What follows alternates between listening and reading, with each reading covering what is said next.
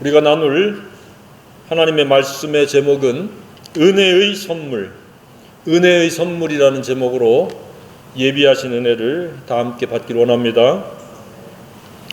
평소 때 믿는 자와 믿지 않는 자, 신자와 비신자의 가장 큰 차이는 무엇이라고 생각하고 있습니까? 언뜻 생각하면 천국과 지옥을 떠올릴 수도 있습니다. 그것도 포함이 될 수 있습니다. 그런데 살아가는 방식으로 우리가 차이와 구분을 우리가 생각한다면 그것은 바로 하나님의 은혜의 선물을 받은 자냐, 하나님의 은혜의 선물을 받지 못하고 살아가는 자냐의 차이가 가장 큰 차이라고 생각이 되어집니다. 어떻습니까? 하나님의 은혜의 선물을 받은 적이 있습니까? 애매모호하다면 이것에 대해서 명확한 입장이 정리되어야 합니다. 이것은 모호하거나 애매할 수가 없습니다. 너무나 선명하고 뚜렷할 필요가 있습니다. 나는 분명히 하나님의 은혜의 선물을 받은 적이 있고 지금도 그 은혜의 선물로 매일매일을 살아가노라 라고 고백하며 감사할 수 있는 그런 삶이 되어져야 된다고 생각이 되어집니다. 우리는 새끼 식사를 통해서 살아가는 것 같지만 그건 육체요. 삶 전체는 하나님의 선물인 은혜로 말미암아 살아가는 그러한 하나님의 자녀들이요, 예수의 제자요, 성령의 사람들인 줄로 믿으시기 바랍니다. 이 세상에서 가장 비싼 거라고 할지라도 하나님이 주신 선물과는 비교할 수가 없습니다. 그러면 하나님이 주신 은혜의 선물은 무엇입니까? 그것은 바로 예수 그리스도입니다. 예수 그리스도를 주실 때 어떻게 주셨습니까? 그냥 하나의 이론으로 추상적인 개념으로 주신 것이 아니라 십자가의 속죄의 제물로 주셨다는 사실입니다. 하나님의 선물이신 예수 그리스도는 우리에게 선물이 되시려고 만신창이가 되셨습니다. 십자가에서 상상할 수 없는 그런 고통을 다 감내하셨습니다. 모욕을 당하셨습니다. 자신의 피조물들인데 그 피조물들에게 침뱉음을 당하시고 가시면류관을 쓰시고 채찍질을 당하시고 창에 허리가 찔리시고, 그것이 우리가 감상적인 그러한 하나의 사건이 아닙니다. 우리가 치러야 될 죄값을 치르기 위해서 예수님이 그렇게 대신 벌을 받으셨습니다. 그 예수님을 회개하고 믿으면 이보다 더 위대하고 더 놀랍고 더 큰 선물은 없다고 믿습니다.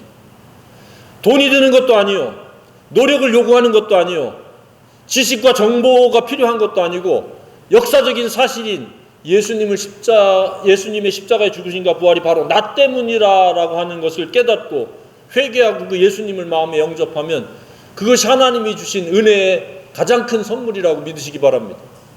우리는 그 선물로 살아가는 존재들입니다. 하루를 살든 열흘을 살든 100년을 살든 우리는 그 하나님이 주신 은혜의 선물로 말미암아 우리의 삶이 진행되어지고 사는 방법이 되어지고 사는 목적이 되어져야 된다고 믿습니다. 이 하나님이 주시고자 하는 선물은 공평합니다. 남녀노소 빈부귀천을 막론하고 누구나 회개하고 마음속에 영접하면 됩니다.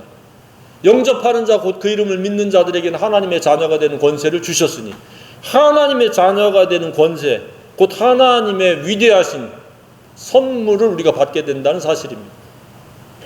우리가 아직 죄인 되었을 때 그리스도께서 우리를 위하여 죽으심으로 하나님께서 우리에 대한 자기의 사랑을 확증하셨느니라. 사랑이 하나님이 우리를 사랑하신 그 사랑이 은혜의 선물인 줄 믿으시기 바랍니다. 그 사랑이 감각되어지고 감동되어집니까? 아니면 그것은 하나의 지식이요, 원리요, 이론이요, 추상적인 개념으로 전락되지는 않았습니까?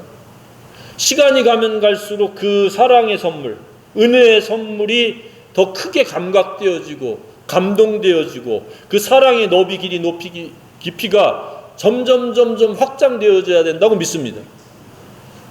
지난주보다는 이번주보다는 다음주, 어제보다는 오늘보다는 내일 그 사랑의 그 감동의 넓이, 깊이, 높이, 깊이가 더해지는 그런 생애가 되기를 주님의 이름으로 축복합니다. 사탄은 사랑의 파괴자입니다. 그래서 사랑이 감각되어지고 사랑이 감동되어지고 사랑에 우리가 이렇게 사로잡히는 붙들림 바 되어지는 것을 굉장히 싫어합니다. 악한 생각, 욕심, 정욕, 자랑의 허세 이런 것에 붙잡힌 바 돼서 살아가도록 계속해서 우리를 미혹하고 괴계를 일삼고 주변 사람들을 통해서 우리를 끌어내리려고 계속 시도를 멈추지 않습니다. 그래서 사탄은 은혜의 최대의 방해자입니다. 그래서 사탄 마귀가 있다라고 하는 사실뿐만 아니라 그의 괴계를 우리가 분별할 수 있고 꿰뚫어 볼 수 있는 그러한 영성을 가져야 됩니다. 그래야만 우리가 기도로 물리치고 우리가 단절하고 단호하게 거부할 수 있는 그런 영적인 용기를 가지고 영적인 그런 담대함으로 승리 생활을 할 수 있는 줄로 믿습니다. 근데 많은 사람들이 이 사탄 마귀에 대한 존재에 대해서 너무 막연합니다. 그러다 보니까 하나님이 주신 은혜의 선물보다는 마귀의 책략과 계략과 미혹에 넘어가서 사랑이 전혀 감각되지 않는, 사랑에 대해서 무감각해지고 그냥 하나의 이 하나님이 주신 이 위대하고 놀라운 선물이 그냥 하나의 지식이요 원리요 하나의 이론으로 전락되어 버린 채 살아가는 안타까운 경우가 많이 있습니다. 예수님의 사랑이 감각되어지기를 축복합니다. 그래서 그 사랑이 너무너무 커서 골방에서 가끔 눈물도 흘릴 수 있는 그런 깨어있는 영성, 회복되어져 있는 감성, 그러한 것들이 있기를 주님의 이름으로 축복합니다. 그냥 예수 사랑 그러면 머리 끄떡끄떡 하는 것을 끝나지 말고 나와 관련돼서 관계되어 있는 그 예수 사랑, 그것이 계속 느껴지고 볼 수 있고 심지어는 만져지듯 하는 그런 느낌까지 몰입될 수 있는 그런 영적인 예민성과 감각이 있기를 바랍니다. 예수 사랑은 그냥 뜬구름 잡듯이 우리가 그냥 입안에 안주거리처럼 이야기할 것이 아닙니다.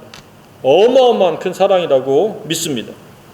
이것을 가리켜서 또 다른 표현으로 뭐라고 말하고 있습니까? 하나님께서 우리에게 은혜로 주신 선물을 두 단어로 하면은 복음이요, 거기다 수식을 붙이면 기쁜 소식, 기쁜 소식이 되어지는 겁니다. 기쁜 소식을 듣고 우리가 마음속에 받아들이면 그것이 하나님의 선물이라는 사실입니다. 저와 여러분에게는 이미 하나님의 선물이 대부분 임한 줄로 믿습니다. 문제는 내 가족, 친척, 지인들, 내가 만나는 모든 사람들이 과연 예수로 말미암은 하나님의 은혜의 선물을 알고 있는가, 받은 적이 있는가 라고 생각할 때 그렇지 않다는 사실입니다. 10중 8구는 하나님의 은혜의 선물과는 별개로 살아갑니다. 지 잘난 맛에 사는 것은 물론이요, 오로지 욕심과 정욕과 자랑의 허세에 붙잡힌 바 되어서 그것이 당연한 삶인 줄로 그렇게 생각하고 그렇게 보편과 평균 속에서 묻어서 살아가는 겁니다. 그리고 그것에 대해서 큰 문제의식을 갖지 못합니다. 그런데 어마어마한 문제가 아닐 수가 없습니다. 그렇게 살고자 하는 자들은 항상 우여곡절이 계속 반복되어진다는 사실입니다. 왜? 하나님께서 깨닫게 하시기 위해서 시청각적으로 사람들을 통해서, 환경을 통해서 계속해서 말씀하시는 겁니다. 하나님은 하나님의 사람들을 통해서도 말씀하시고 방송 매체를 통해서도 말씀을 하시고 문서를 통해서도 말씀하시지만 환경을 통해서도 무시로 말씀하시고 계신다는 사실입니다. 역사를 통해서도 말씀하시고 있고 지금 정치 상황을 통해서도 말씀을 하고 있습니다. 왜 말씀하십니까? 너희들은 예수가 절대적으로 필요하다. 내가 너희를 사랑하는 그 사랑을 깨달아야 된다라고 하는 것을 알게 하기 위해서 하나님은 계속해서 쉬지 않고 일하시면서 그것을 일깨우려고 하십니다. 그런데 사람들은 귀를 막고 눈을 가리고 살기 때문에 오로지 육신의 생각, 자기 정욕, 자기 탐심을 가지고 그것을 실현하려고 노심초사하고 전전긍긍하니까 예수 사랑이 한낱 보잘것없는 그런 하나의 원리요, 하나의 이론이요, 소설 속에 떠다니는 어떤 한 이야기처럼 그렇게 사람들이 많이 생각하고 살아갑니다. 근데 예수 사랑은 역사적인 사실입니다. 많은 유대인들이 종교적인 허울만 가지고 포장만 된 채로 살아가던 자들이 실제적인 천국을 위한 교훈을 쏟아내니까 그것을 감당하지 못한 유대인들이, 서기관들이, 바리새인들이 예수님 못 박으라고 로마 총독에게 의뢰해가지고 십자가에 못 박으라고 선전선동해가지고 군중심리에 의해가지고 예수님이 십자가에 못 박히셨습니다. 그 예수님은 그냥 못 박히신 것이 아니라 우리의 죗값을 지불하기 위해서 못 박히셨습니다. 그 선물의 크기, 그 위대한, 항상 우리 삶을 주관하고 이끌어가는 원인이요, 주체요, 근거가 될 수 있기를 주님의 이름으로 축복합니다.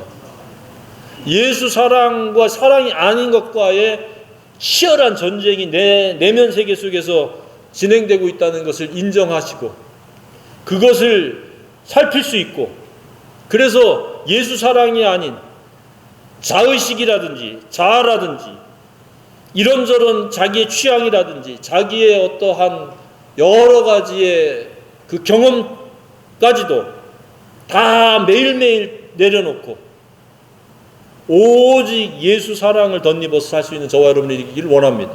그래야 하나님께서 우리에게 베푸신 은혜의 선물이 제대로 선물이 되어지는 겁니다. 그렇지 않고 그것을 하나의 이론이요 추상적인 관념으로만 전락시켜버리고 내 의지대로 내 생각대로 산다라고 하는 것은 이율배반적일 뿐만 아니라 하나님이 주신 은혜의 선물을 욕보이는 겁니다. 저희들은 하나님의 은혜의 선물대로 살 수 있기를 소망합니다.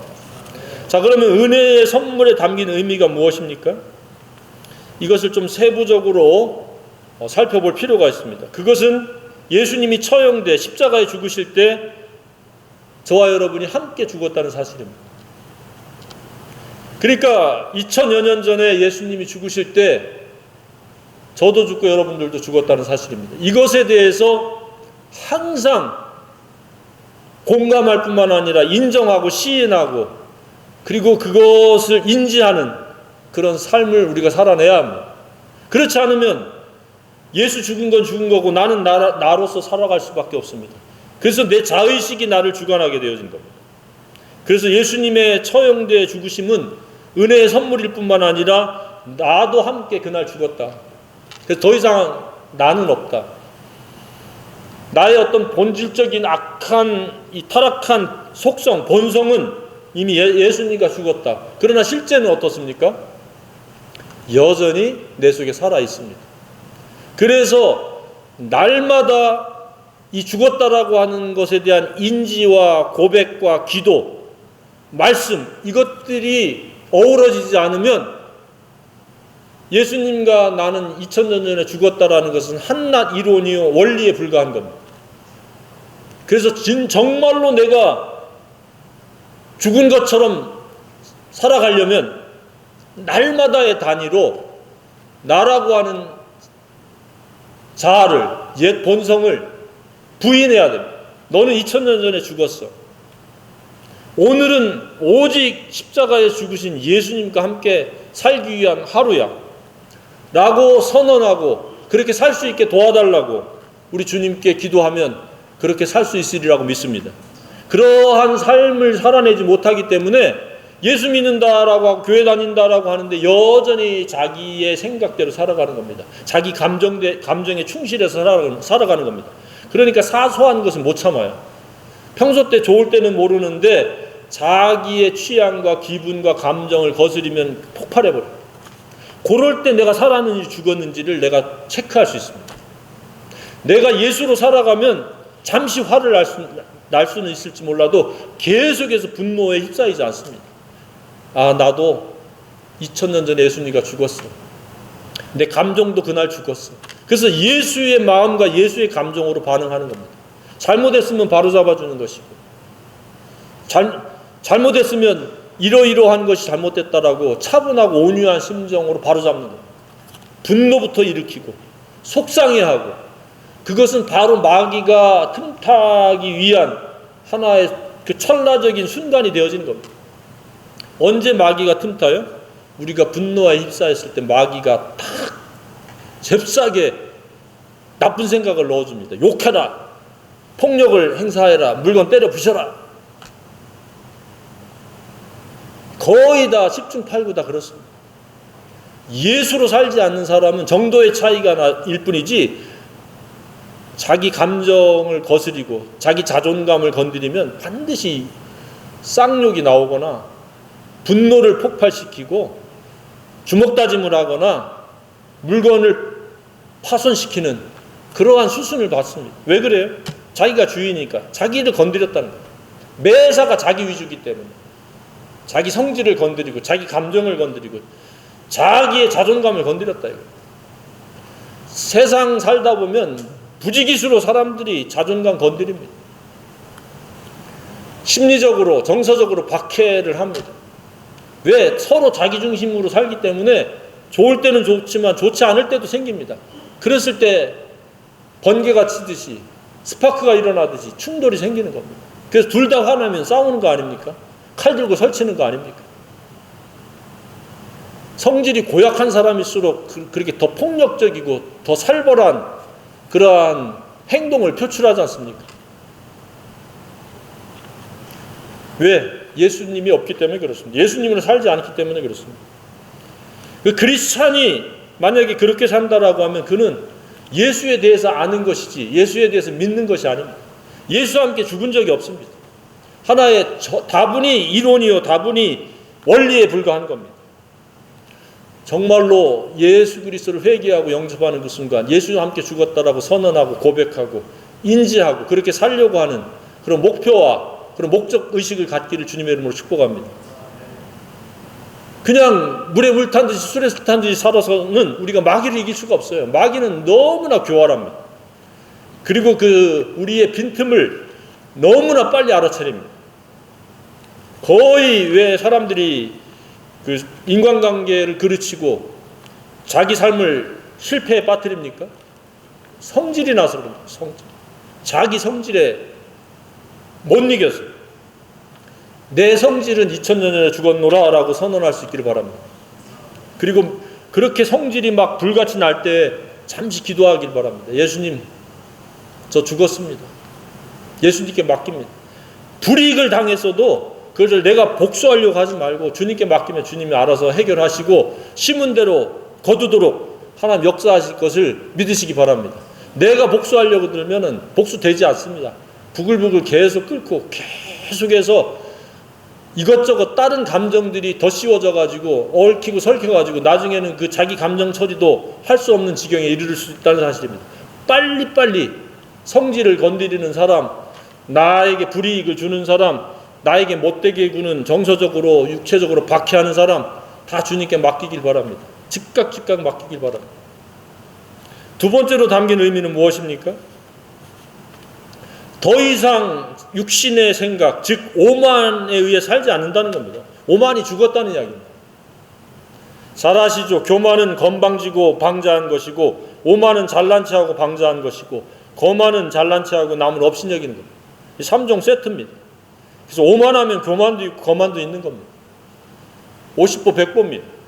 이러한 자기중심적이고 자기 잘났다라고 하고 그리고 남을 업신여기는 교만, 거만, 오만, 교만이 더 이상 작용할 수 없는 상태가 되어진 게 예수로 사는 것이고 하나님의 주신 은혜의 선물로 살아가는 방법이라는 사실입니다. 그런데 하나님 은혜의 선물로 살지 않으면 여전히 오만한 겁니다. 다 자기 눈에 자기 기준에 차지 않기 때문에 이래서 이 사람은 안 되고 저 사람은 저래서 안 되고 오만이 제거되면 작동하는 것은 겸손인 줄 믿으시기 바랍니다. 우리가 믿음 생활의 핵심의 키워드는 겸손입니다. 내가 예수님과 죽었다라고 시인하고 예수님과 함께 살아가는 것도 교만이 없으면 불가능한 겁니다. 날마다 자기를 부인하고 자기 십자가를 지고 나를 쫓을 것이라고 한 것도 바로 다 말을 바꾸면 겸손입니다. 겸손이 있어야 자기가 죄인인 걸 회개하게 되고 예수님을 영접하게 되고 말씀을 배우게 되고 말씀을 순종하게 되어집니다.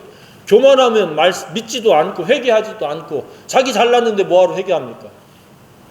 뭐하러 예수님 믿습니까? 뭐하러 성경을 배우고 진리를 듣습니까?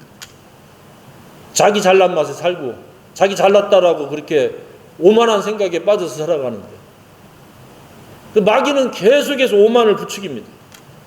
그런데 예수로 살아가는 사람은 계속해서 날마다 겸손에 더해지는 줄 믿으시기 바랍니다. 시간이 가면 갈수록 겸손해져요. 옛날에는 뻣뻣했던 사람들이 점점 벼가 익으면 고개를 숙이듯이 겸손해지는 겁니다. 그래야만이 은혜가 임하는 겁니다. 은혜의 선물이 선물되어지고 은혜의 선물이 능력으로 우리가 이렇게 사용되어질 수 있다는 사실입니다. 그런데 교만하면 은혜는 사라져버립니다. 그래서 하나님은 겸손한 자에게 은혜를 베풀고 교만한 자를 대적하신다 그랬습니다. 하나님의 대적의 대상이 아닌 하나님의 은혜의 대상이 될 수 있기를 간절히 소망합니다.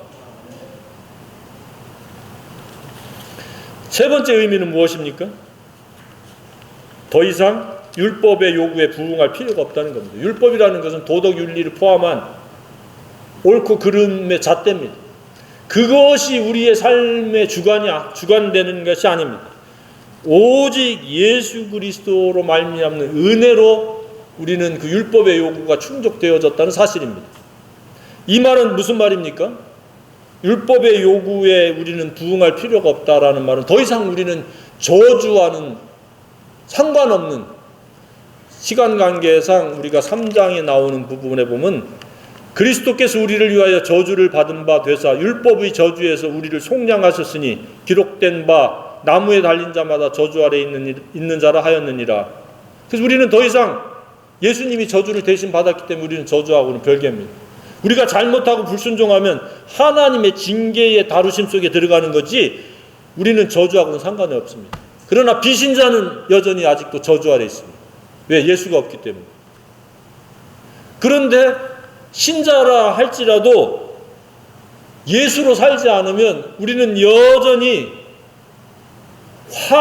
화가 생기는 겁니다. 화는 무엇입니까? 몸과 마음과 일에 있어서 갑자기 변고가 생겨서 곤란을 당하거나 어려움을 당하거나 해를 입는 게 바로 화입니다. 그러니까 예수로 살지 않고 종교 모양만을 가지고 살아가면 우리는 하나님의 다루심, 하나님의 징계에 빠지는 겁니다. 우리는 축복의 사람들이 되어야 합니다. 축복의 사람은 뭡니까? 영혼이 잘 되고 범사가 잘 되고 육체가 건강한 겁니다. 예수로 말미암아 살아갈 때 그와 같은 삶이 되어진다고 믿으시기 바랍니다. 네 번째는 무슨 의미가 있습니까? 이제는 더 이상 스스로를 위해 살지 않고 사나 죽으나 주님의 것으로 산다는 겁니다. 또 다른 말로는 내가 나로서 살아가는 것이 아니라 예수님에 의해서 예수님처럼 살아간다는 이야기입니다. 그래서 나는 온데간데 없고 나의 삶 속에서 예수님의 모습이 현현하는 겁니다.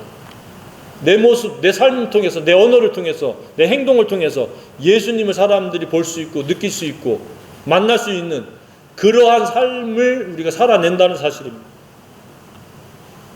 어떻습니까? 예수로 살고 있습니까? 하나님의 은혜의 선물로 살고 있습니까? 은혜의 선물에 관해서만 이야기하고 있습니까? 하나님은 우리가 은혜의 선물로 살기를 원하십니다. 늘 감사하고 감격하고 선물 받을 때 어떻게 받습니까? 내가 원하는 거 뭔가를 받기만 해도 너무 좋고 너무 기쁘지 않습니까? 그런데 그런 것과 비교할 수 없는 예수라고 하는 위대한 선물을 받았는데 어찌 우리가 잠잠히 살 수 있습니까? 그 선물이 선물될 수 있는 삶이 바로 하나님 기뻐하시는 삶이요 하나님 영광 받으시는 삶이라고 믿습니다. 그러한 모든 생애가 되기를 주님의 이름으로 축복합니다.